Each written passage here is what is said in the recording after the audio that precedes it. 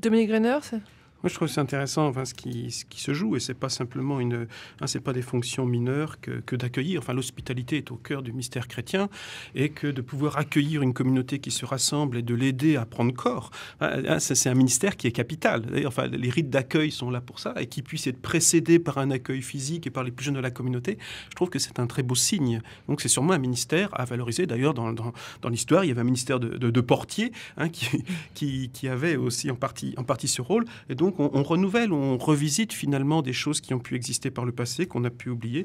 Et puis c'est très bien que ce soit des filles, mais ce qui n'empêche pas on n'a jamais interdit aux filles c'est le curé qui décide, mais les filles sont aussi autorisées à servir la messe, il faut le redire. Il y a eu un rassemblement d'enfants de chœur il y a quelques semaines à Rome, et on a souligné la présence de nombreuses filles, et un certain nombre d'autorités vaticanes se sont réjouies de la présence des filles comme servantes d'autel.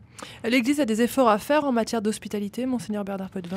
Oui. Tout le monde ne sentait pas sa place, accueilli à sa juste valeur. C'est un appel qui est permanent et qui d'ailleurs sera, tant que toutes nos communautés auront sans cesse un pèlerinage sur cette terre à vivre l'accueil comme constitutif de l'Évangile et vraiment de l'obligation pastorale. Il y a d'ailleurs une communauté chrétienne qui n'accueille plus, qui ne s'ouvre plus à l'autre, notamment le plus vulnérable, le plus petit. Elle n'est pas chrétienne, elle ne vit pas toutes les obligations de son baptême, de son engagement. C'est fondamental. Et ça se fait souvent dans l'ombre, dans la discrétion. Moi, je suis témoin d'initiatives auprès de pauvres, auprès de personnes qui connaissent de grandes souffrances. Ça se fait, et encore hier, dimanche, moi j'étais témoin de très beaux signes donnés dans une paroisse. C'était concret. Il n'y avait pas de médias pour relayer ça, et c'était très beau. C'était l'accueil du handicapé, notamment. Bon. Il y a là énormément de choses engagées, et il faut les promouvoir. Et que ce soit pour les questions dont nous venons de parler aussi, de la reconnaissance liturgique de l'un ou de l'autre, ça se vit souvent, d'ailleurs, très sereinement, avec une équipe d'animation paroissiale. On n'a pas beaucoup parlé des EAP ce matin, mais elles sont aujourd'hui tout de même un des lieux fondamentaux de l'animation de notre Église. Olivier Bobineau. Oui, je repense à un des débats du synode de 1990 à Augsbourg, qui était l'un des premiers à reconnaître les jeunes filles comme servantes d'autel. Il y avait eu un petit problème lors des débats du synode, c'est qu'il y avait des femmes qui avaient dit « Attendez, nos filles qui sont adolescentes, certes, peuvent servir et être servantes de l'hôtel, mais nous, quand est-ce qu'on sera diaconesse ?» Et c'est avec un certain humour. Je pense que là, on a aussi...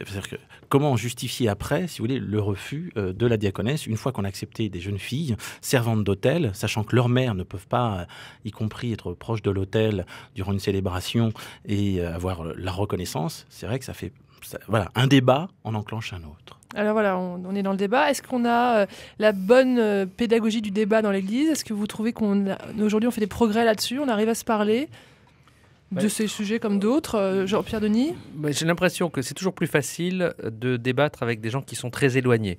Donc, oui, d'une certaine façon, l'œcuménisme... Christine Pelotti et puis... non, justement, parce que l'œcuménisme...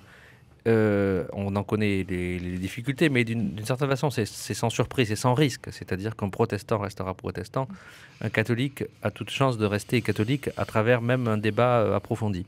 Par contre, discuter entre catholiques, de catholique à catholique, voire à l'intérieur d'une paroisse, d'ailleurs tout simplement, ça ne va pas de soi, parce que je pense qu'il n'y a pas vraiment une culture du débat interne, et puis pour des raisons profondes, c'est-à-dire que plus on est proche, plus c'est difficile finalement, parce qu'on touche à vif quand on touche à des points de désaccord, on touche à ce qu'on croit le plus profondément. C'est pas inhérent à la culture catholique. Je vois une double difficulté, discuter avec des gens qui sont proches de vous parce qu'ils se disent eux aussi catholiques et qui se disent peut-être plus catholiques que vous alors que vous dites plus catholique qu'eux, donc ça c'est très compliqué déjà. Et puis il y a une difficulté quand même, il y a une difficulté culturelle, je pense, dans l'Église catholique. On voit bien que ce n'est pas le cas chez les protestants, avec tous les inconvénients qui vont avec une survalorisation du débat, de la dissidence et de l'autonomie de chacun. Dans l'Église catholique, ce n'est pas simple parce qu'on est censé être en communion et qu'on se trompe sur la notion de communion en pensant que la communion, c'est la ligne du parti. Ce n'est pas du tout la même chose. Alors, un dernier mot pour terminer, Olivier Bobineau.